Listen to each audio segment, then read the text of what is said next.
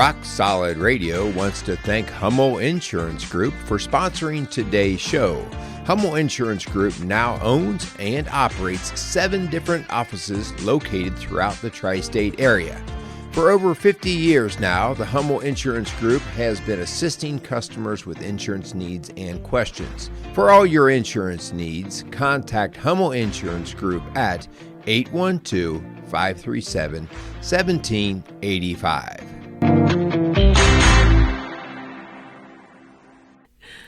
Welcome to Rock Solid Radio. This is Merle Hutchinson being joined by my sweet wife, Linda. Hey, Linda, how are you doing today? I'm good, but I'm a little stuffed. You looking Turkish? Did you eat a little bit too much stuffing? We got to laugh about our son. What? About a stuffing comment? You laid out bread. You laid out bread just to dry for the stuffing. Right. And he walks by and he grabs a little piece of the bread. It's got nothing on it, it's just bread. And he puts it in his mouth. He goes, "Oh my gosh, that is so good." No, he said, "Good stuffing, Mom." And I'm like, "It's dry bread." Yeah, it's bread. It's going to be stuffing, but it was out on the deck for a while, drying out in the air. Nothing like dry, crusty bread to, tantalize a child. He's a teenage boy. Yeah. And it's all in the mind, right? It's all in the mind. Like, That's wow, right. This is the best bread ever. Yeah, but after like the third dinner of turkey and dressing, you're like, oh, I cannot. The stuffing is stuffing me. So that's actually so funny because our topic is stuff today. Stuff. The season of We stuff. are now officially in the season of stuff. Yeah. We take the ing off. It's no longer stuffing, it's stuff. Okay, so I have a question for you. Speaking of stuff. Oh, it's your turn this week to fire right. the question. That's right. Okay. That's right. So, fire away. So how about Christmas for your family? Did your family make a big deal out of like Christmas presents? Like, was it all about how much is under the tree? I didn't mean to give you a trick question. That was a tough one.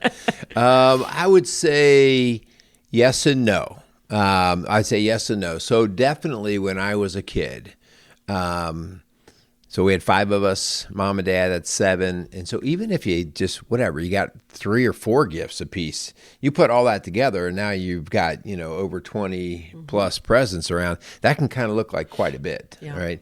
So I remember I was one of those kids who would not sleep. And would get up early. We have one of those in our house. Yes, I would get up early and I would walk down the stairs and I'd poke my head around the corner, and we had a living room there that we kept the tree and the presents in, and I would just look at the number of presents, and I'd be like, ain't going back to sleep here. I'm done. And but then the rule was you couldn't open any gifts until everybody got up. Like, do you know how long that is? I mean, you get up at 1:00 in the morning. That's a long, long morning to sit there and stare at presents. Oh yeah, for sure. So, but then when I got older, it completely changed. My dad's company was kind of borderline bankruptcy. Money was really, really tight through all my teenage years. It just really didn't look that way. Like, I'm not trying to sound pathetic, but it was like a couple of those Christmases, it was, you got 2 pair of jeans. And that's what you got. And, but we were at an age there where my mom felt worse about that and my dad felt worse about that than us kids, because we knew the struggles that our family was going through to just keep the business going. And so, it really did flip the whole idea of what was going on with the gift things. Right. Yeah. And you knew what was going on as far as struggles with your family. Yeah, no, right? we were all part of that business. And so we knew how much money we didn't have. And when I was a little kid, we were blessed to have quite a bit of money. And so, I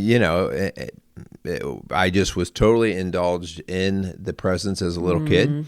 But I'm actually very glad that I went through the harder time, because if you thought your parents were just holding back and they just didn't want to buy you something, then it would have been harder. But to see what they were going through, it shined a completely different light on what the Yeah. the gift situation was. Well, How about you guys? You bring up a point, though, and we're going to talk about this. Just because they can doesn't mean they should. That's right. So we're going to be talking about that today. But as far as my family goes, you were a spoiled brat. I just know it. Well, my grandma Sylvia, she was a gift giver. Yeah. And her love language was gifts. Yeah. And so it didn't matter if it was chapstick or if it was a shirt from... Did you say chopsticks? No, chapstick. Oh, She loved to go to Walgreens. I don't know why Walgreens, but she would buy loads and loads. I don't know.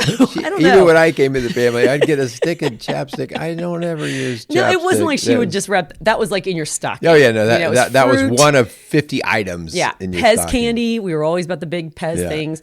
But that was like in your stocking. That was like a little bonus gift. But then she believed in just wrapping present after present. And then when I got old enough where I was helping to wrap, oh my gosh, that was like a big production because she gave presents to like the grandchildren of her neighbors. Like it was all about presents. And so that's exactly how my parents thought. I think they just felt like they couldn't let grandma show them up. So it was stacks of presents, which I'm embarrassed to say that. Mm-hmm.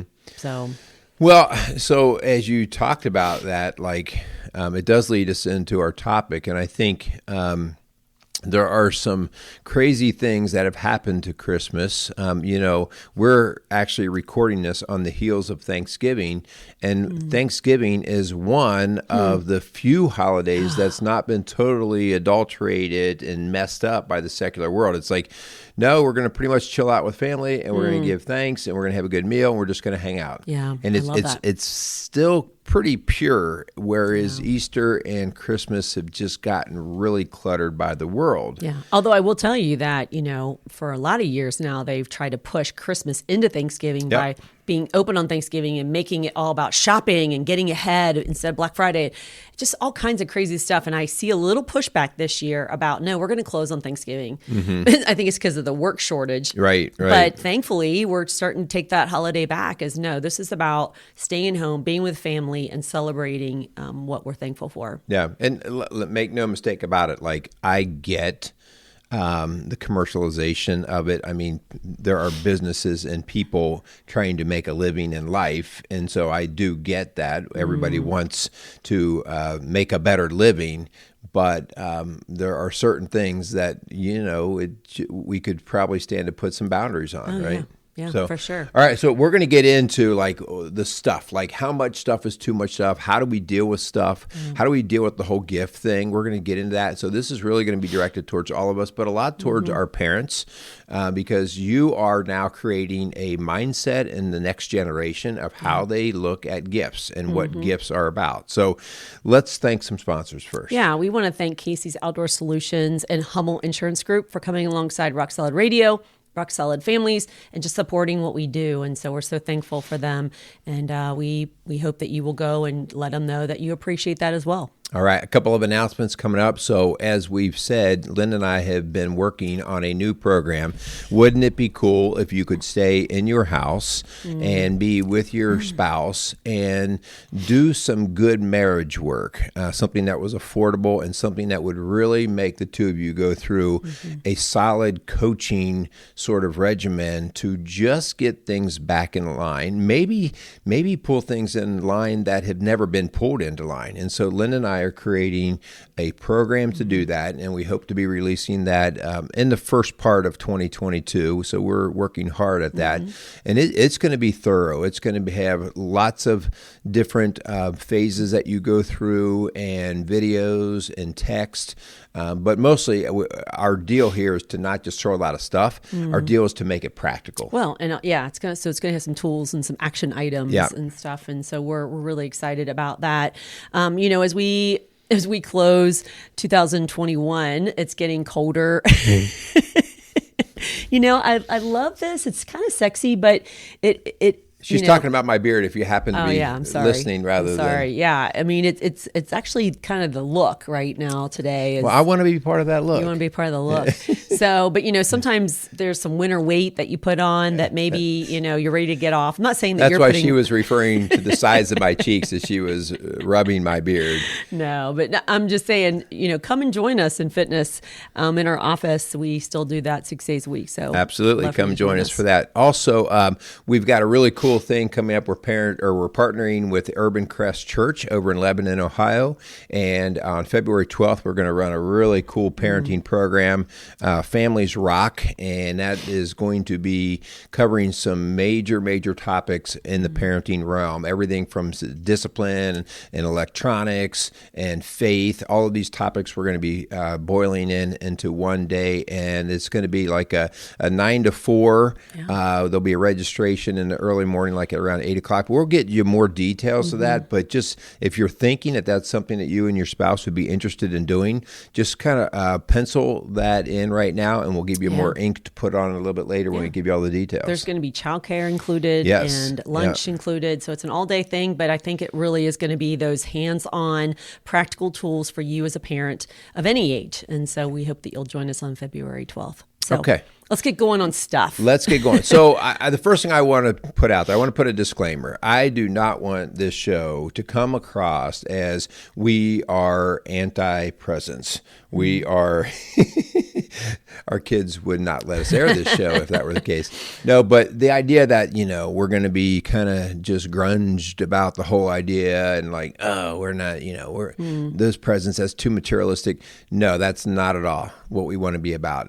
We want to really talk about the gifts, and the gifts are great, right? But I think sometimes, and I will speak for myself, I don't understand gifts sometimes, and I'll explain that as we get in. And sometimes because I don't understand them, I teach that to our kids that I don't understand what a gift actually is. So make no mistake about it. We are not saying for Christmas this year, just sit around the tree with the children and grab their hands and say, "Oh, Christmas tree." I already sang once on one show, and I got nixed on that, so I won't try to sing "Oh, Christmas Tree" for you. Oh yes, you got a lot of interesting kickback on that.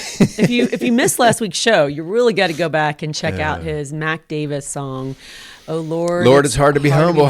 So, Okay. But, I think then, hun, we also need to put a disclaimer on it, is that this is not talking about one day out of the year. Right. This is talking about a mindset. This is talking about what we do 365 days of the year or 364 other days of the year, where we really teach our children and really emphasize in our family what gifts are all about, what is important, and prioritize the right things. So we're really kind of talking about shifting a mindset here.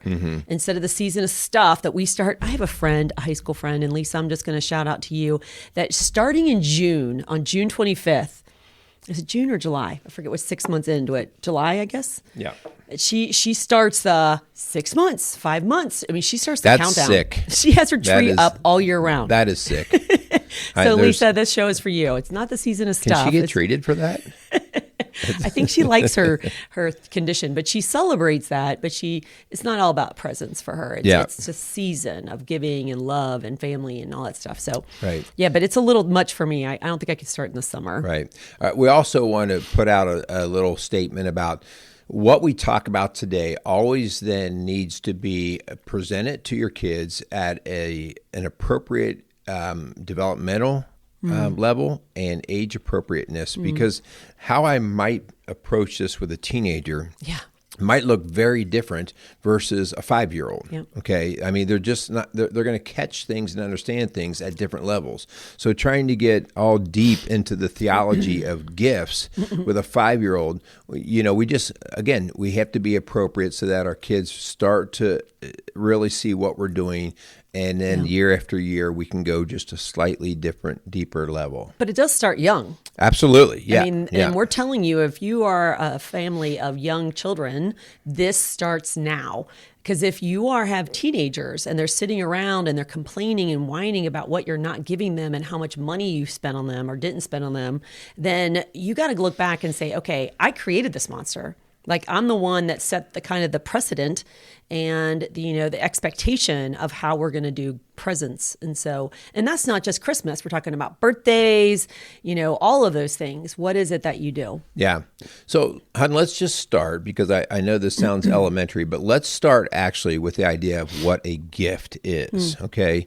So this is just per the Oxford. Google it? Yeah, I Googled it and I went to the Oxford Dictionary, and it states very simply, it's a thing given willingly to someone without payment. In other words, it is something you give or receive with nothing given in return. Okay, so the whole idea of deserve it, you deserve it, or they deserve it, is not what this is about. Okay, and so that whole idea that it's a one-sided thing in terms of it doesn't have to go both ways. All right.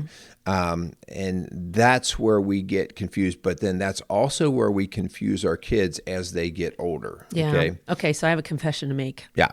So last week's show was all about humility, and it was about serving others. And then we also kind of put that disclaimer in. It's about receiving and being willing to receive and, humble ourselves to be receiving and serving and giving. And so right after that show, we were blessed with friends who took us out to dinner and took us to a comedy show. And it was all on them. And we only picked them up. We picked them up and drove and parked. But, it was such a blessing.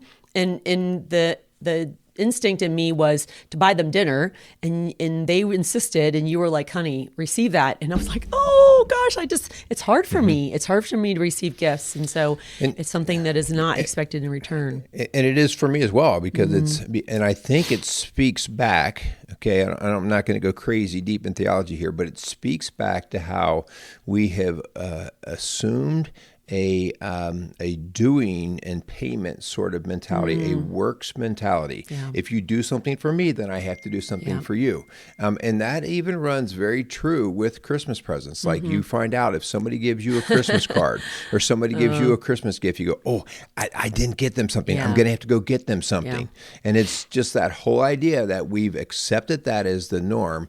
And that in itself tells me I don't quite understand the gift thing. I take it as a payment thing. Yeah. And so it is a practice. When somebody offers to buy you lunch, when somebody offers to give you a gift, you don't have to correct them. You don't have to try to take it. You don't have to try to put their credit card back in their wallet. You say, wow, thanks. Yeah. Thanks. Okay. So you're speaking to me. I'm sorry. So for all those both people of out us there, actually on that one. But if you want to start buying us gifts, no, I can't tell you how many arguments and wrestling matches I've had with people. I will say, I've told you before, like, hon, like, just no, like, so hard. We do. We have to sit back because we also, it'd be one thing if you never helped another person out, but we also, not to pat ourselves on the back, but we see people that we want to be generous to or gift things to, and we would be offended if we gave them a gift and they turned right around and had to like drop us back money or buy us something. That's true. And this gift goes to what Jesus has done for us. If we can't accept his free gift, it was given to us freely. We didn't earn it. We haven't deserved it. We can't work our way to heaven, but that gift of salvation, that gift of freedom that he gives us, that peace, that is a free gift. And so it has something to do with our understanding of our faith and understanding that gift that Jesus gives us. Because if we can't receive it from people, can we receive it from Jesus Christ? Yeah. Just wondering. I don't know why certain things come in patterns or in waves, but it seems like a lot of my reading here lately is all about salvation and that it is a gift and the works mentality. And like we do works because we are saved. We don't do works because we want to be saved and that whole thing. And I'm happy to reading that as we're coming into this season. And Ephesians 2:8 says, for by grace you have been saved through faith and that not of yourselves. It is a gift of God. You didn't do anything to deserve it. Yeah. And that's like, okay, I need to wrap my head around that. But see, like that is the seed that I want to start teaching our kids. Right? Yeah. Like, okay, so what does that really mean? And we can be bad about that as parents sometimes, because sometimes I say, what at least the message comes off to my kids is, well, when you behave, you'll get this. And again, that's kind of that whole paying our kids so that they'll behave well. And I'm not saying there's not ever a time for that. There are times where we do give rewards and stuff like that. But there are sometimes you just give your kids a gift. Yeah. Why? Because. Yeah. Just because. Yeah. So what are you doing the other 364 days of the year for your kids and gifts, teaching your kids that things do cost and that there's a need to have a method of payment for the things that you want in life?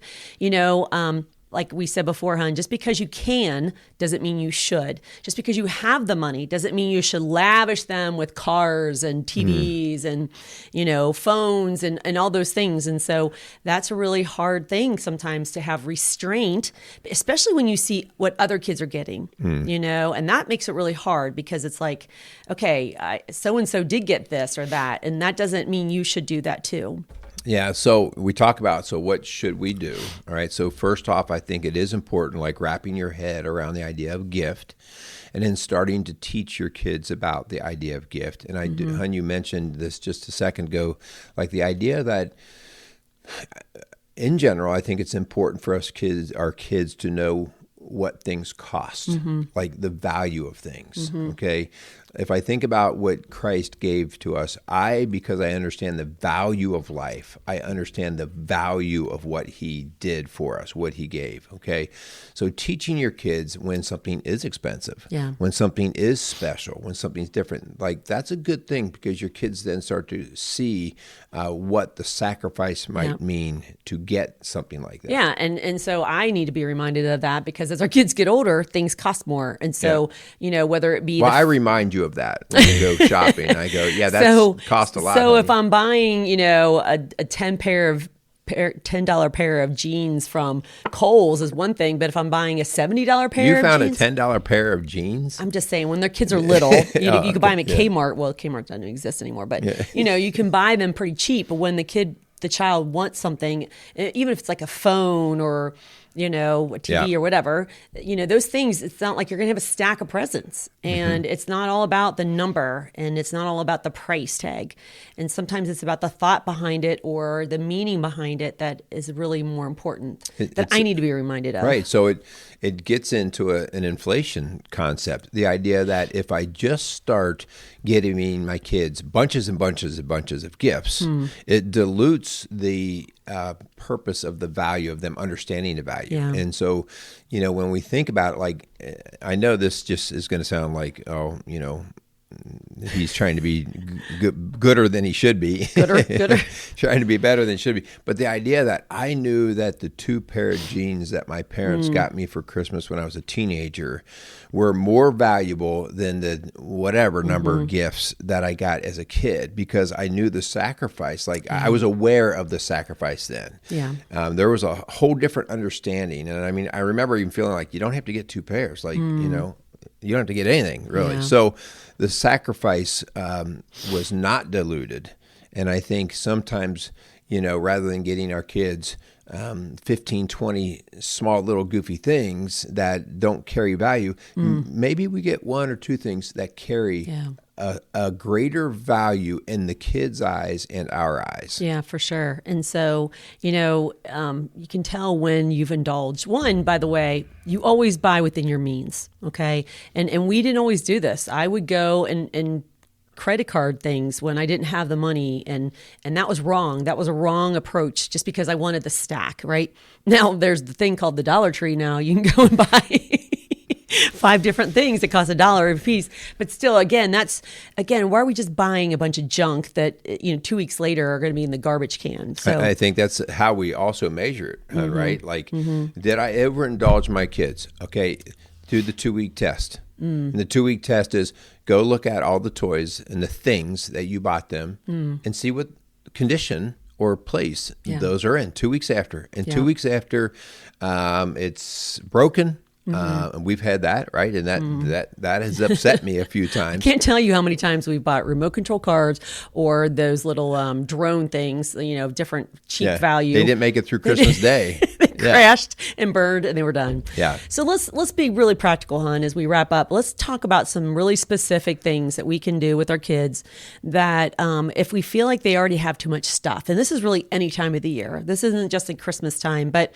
specifically before Christmas, you can do some things here that really will help your kids prioritize and really put a different perspective on gifts and stuff. Yeah. Well, one of the first things I think we can do is flip the role and put them into the giving phase and not just giving from you. Like, in other words, you give them $5 and then they go buy something and they go give it.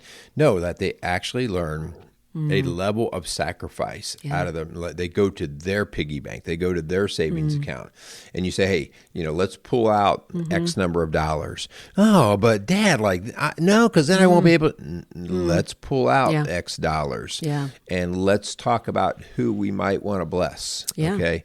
And that could be, that would probably be easier for a 5 to 8 year old. Oh, yeah. But all of a sudden you get into that 10, 11, 12, 13, and those kids are starting I want. Understand the value of money too. So a great first practice is start getting them to learn the gifting side. Yeah, I know that locally there's a lot of giving trees around. I have a friend that did trees for the Dragonfly Foundation, and she has gifts, tree tags all over the tri-state area where people can take a gift tag off and give back to kids with cancer, families with cancer. And so that's one way. We have a tree in our church that they had, the angel tree. So involve your children in that so that they see that. Also, sometimes it's about going through their toys, not picking out what's just broken, but picking out things that they maybe grown out of or they used to use and, that were some of their favorites, and then giving them away, whether that be to a little younger neighbor down the street or a little cousin, something that shows them, okay, we're going to prioritize here. We have a lot of stuff. Yeah. So involving them in that.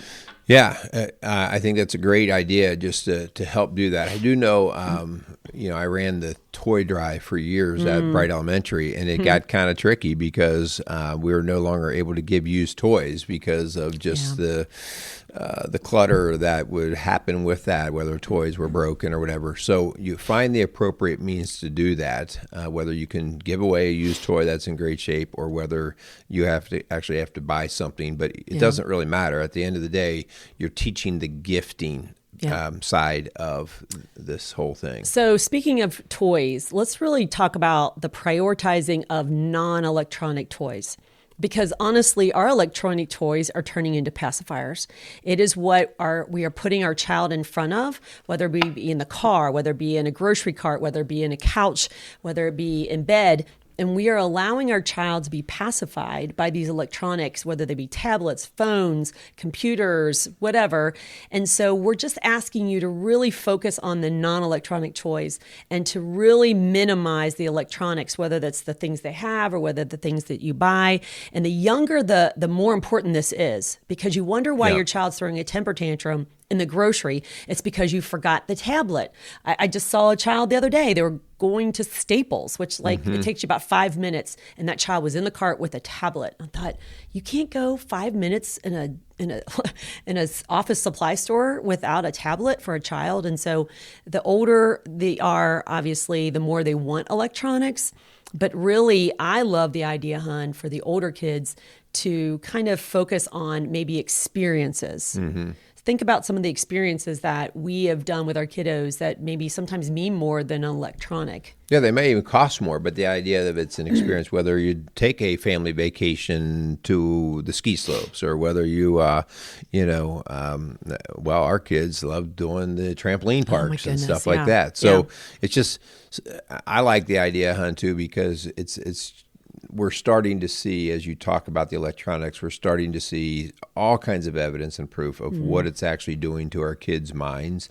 So it's kind of, you could now liken it to the idea of you bought your kid just a 5-pound bag of sugar, right? That's what it would be like. I mean, we know that. So, what'd you get for Christmas? Oh, I got a 5-pound bag of sugar. Well, what'd you do? I just put my face in it all day. And that's pretty much what you're seeing with the electronics. And it is electronics are now sugar for the brain. And if we don't understand that, we're going to be more and more sorry. We are already sorry in what we're seeing as parents in that realm. But that's not me being preachy. Those are facts. We're seeing it bear out like crazy. And we're even seeing it with us adults. You and I have talked about that, how we can fall guilty. So that bag of sugar called electronics is something that we're going to have to be better with. And why not help our kids start to see that this one's not working well? Yeah. Let's give them some experiences. Yeah, I mean, it's tough in the winter. We're not going to lie. We live in the Midwest, and so it gets cold. It gets yucky. Yes, we do. So you have to get more creative. But, whether it be spike ball ball, whether it be skis or sleds for the outside in the snow. I mean, just get creative and help your kids to get active. You know, hon, for our little ones, this is something we've been talking about in our moms group lately, is when your kids pull everything out of the closet or on the shelves, and then they're like overwhelmed by the stuff, and then they come to you and they're kind of upset, they're frantic, they're frustrated, they're angry. And it's because they're overwhelmed. And so I really encourage you, if you are a young mom, to pack away the things and prioritize them. For instance, put all of your Legos in one container and all of your Matchbox cars in another and all of your doll baby stuff and all of your kitchen stuff, and then pack it away where it's out of reach, and then prioritize the day into what time it is. For instance, it's Play-Doh time at the table.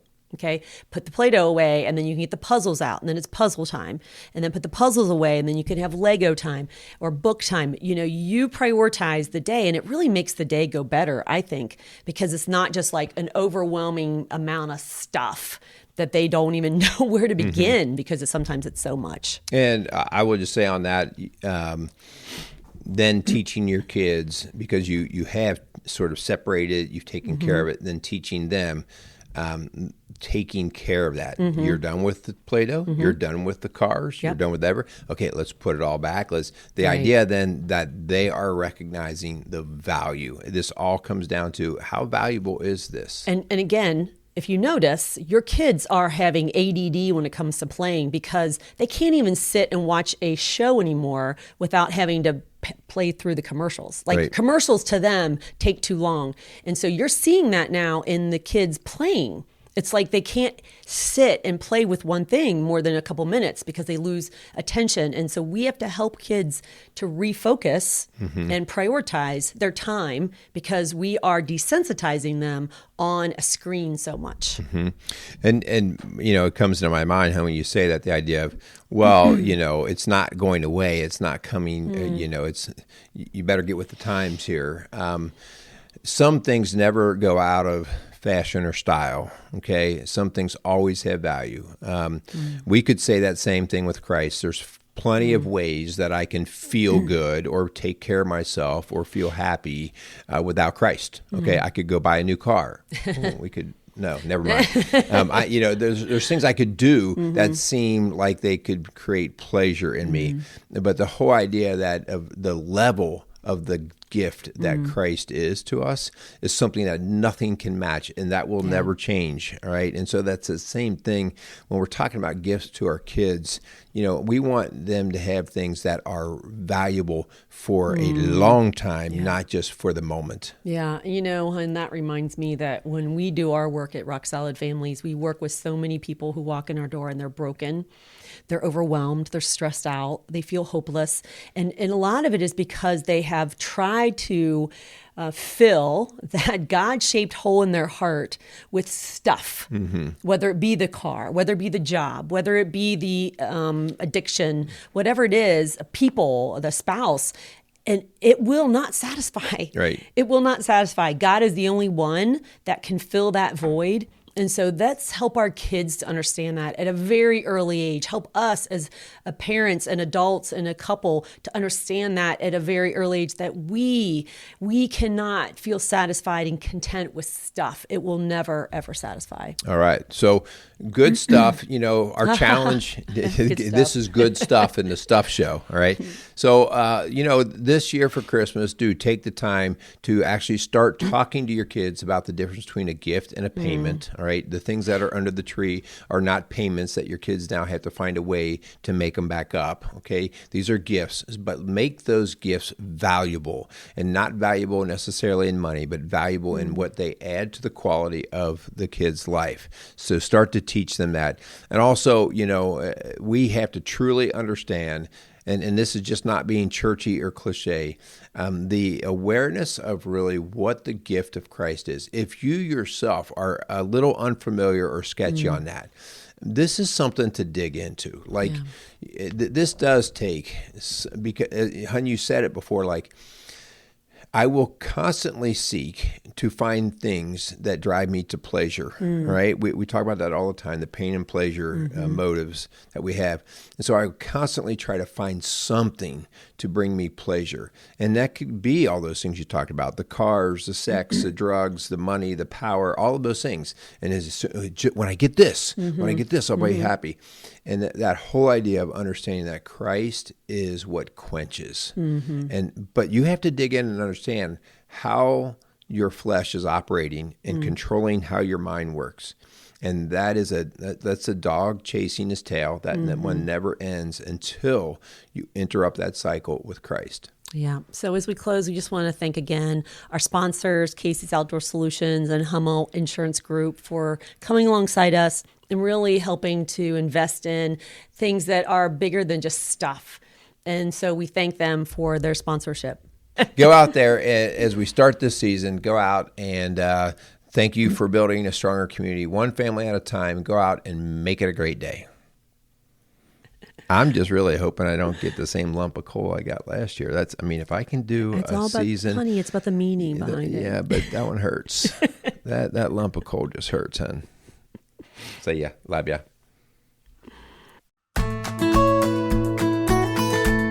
Rock Solid Radio wants to thank Casey's Outdoor Solutions. Casey's is a premier garden center and gift shop located in Lawrenceburg, Indiana. They offer a wide selection of high-quality plants, landscaping materials, and home decor. They do amazing high-quality work and can help you transform your indoor and outdoor living spaces into something beautiful. So stop by Casey's Outdoor Solutions today and let them know you appreciate their support for Rock Solid Radio. Visit Casey's today at 21481 State Line Road, Lawrenceburg, Indiana.